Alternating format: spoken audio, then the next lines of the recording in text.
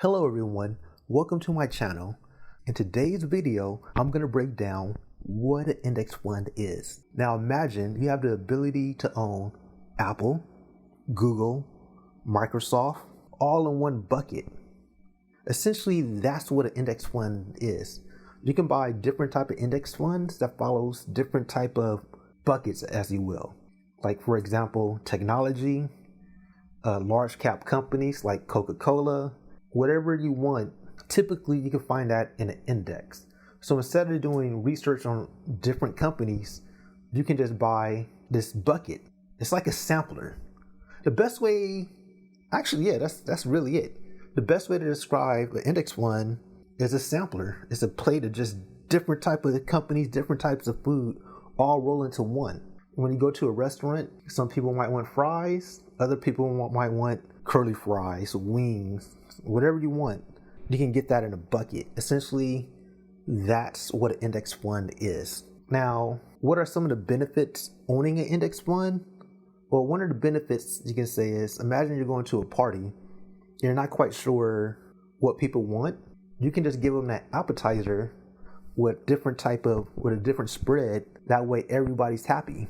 You ever go to a party and there's that one person who doesn't eat meat and you didn't bring a cheese pizza, or vice versa, they have cheese pizza and you wanted meat?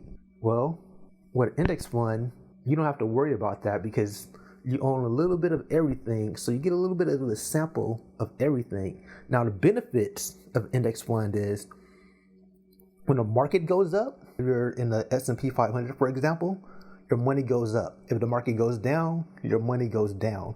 So you're just riding the wave. On the offhand, if you want to do research, you can do your own individual research and buy individual stocks, but that's more work. So you just don't want to do the research. You don't want to read the quarterly reports.